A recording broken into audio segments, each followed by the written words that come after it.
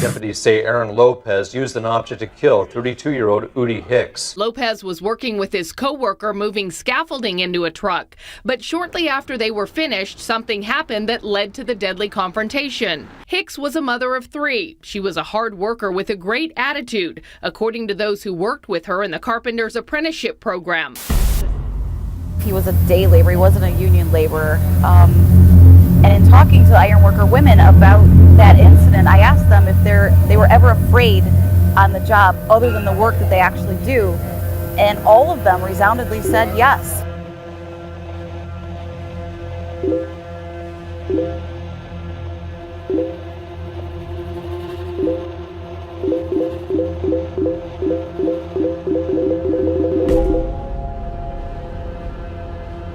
So with that, I came up with the Be That One Guy. Be That One Guy is about empowering the men that are on the jobs that are really good guys to be a good guy. And it doesn't matter if they tell somebody to knock it off when they're being a jerk, or whether it's just by deflecting and talking about the game last night. It's just important that the bully that's on a job knows that other people are calling them out and that they know that it's not acceptable and that they're not going to put up with it. I want to be that one guy, and giving other people out there the chance to be that one guy when it's time to step up and let people know what behavior and language is appropriate and what's not is something that will automatically transform job sites. I think the Be That One Guy campaign that Vicki has dreamed up and really take it to fruition is not only great for the iron workers, it's great for the wider industry. We have a lot of iron workers out there that are not going to let our female iron workers be bullied or harassed. They have every right to be on a job site as anybody else. It really resonated with some of the contractors. It said, you guys are spot on. You're hitting it right on the head.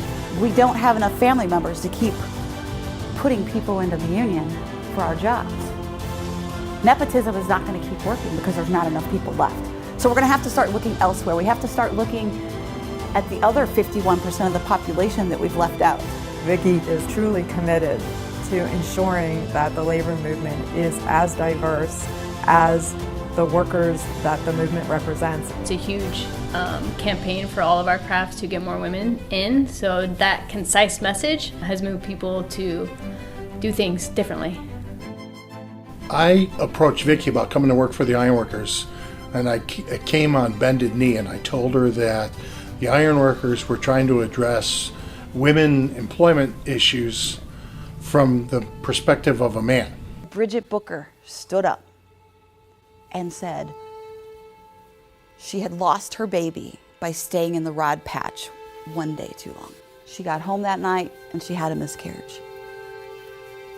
Eric Dean told me he felt like he'd been sucker punched in the gut, that he never realized, and most men don't, that we're pretty vulnerable when we're pregnant and you're trying to do this job. She brought the maternity needs of our female members to light, where most of us just thought about, well, they have health insurance.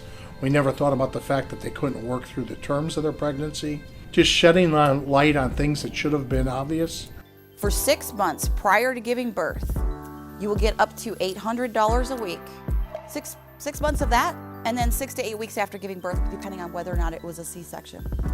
She'd been through some of our toughest times when our membership wasn't so welcoming. How I started ironworking in 1984, my brother and I were at the dinner table with my folks, and my brother basically told me to shut up, that I can't do what him and my father do anyway. So the argument ensued at the table. My dad was like, why don't you just take the test?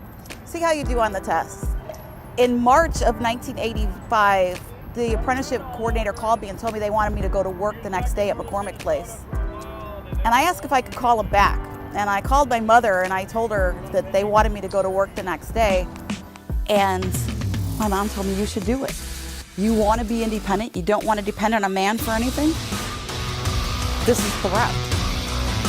She's been an iron worker for over 30 years. She speaks our language, and we respect people that have done what we've done. I got my current job first I went back to school in my 40s and finished my bachelor's degree. Then I went on to get my master's degree. Vicki was made the chairman of our women's committee at NAB2.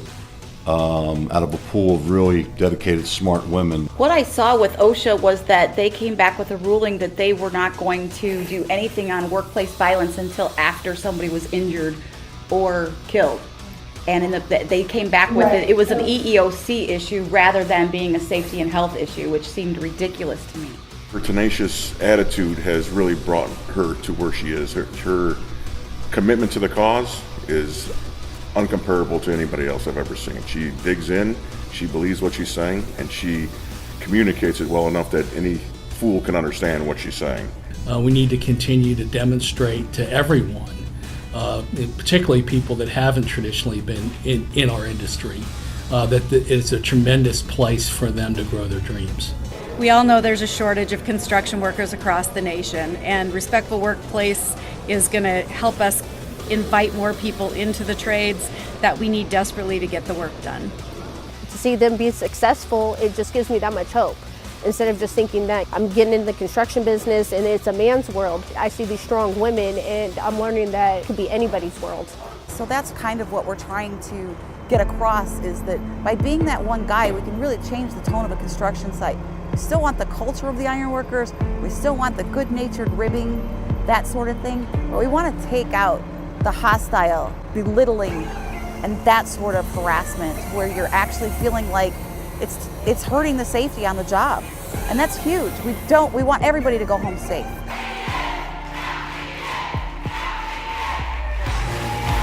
Count me in.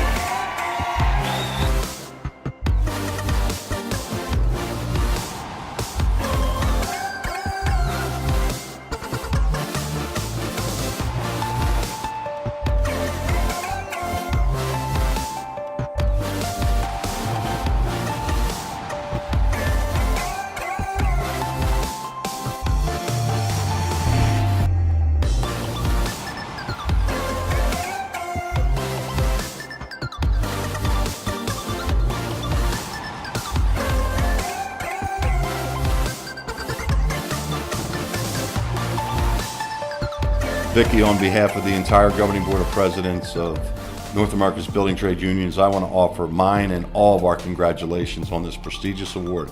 Congratulations, Vicki. Wishing you the absolute best. So proud of you. You are a hero. I have deep, deep admiration for your strength, for your vision, and most especially for your ability to just get stuff done. From one Chicago ironworker to another, I'd like to congratulate Vicki on her award. Well deserved. Congratulations. Go Ironworkers.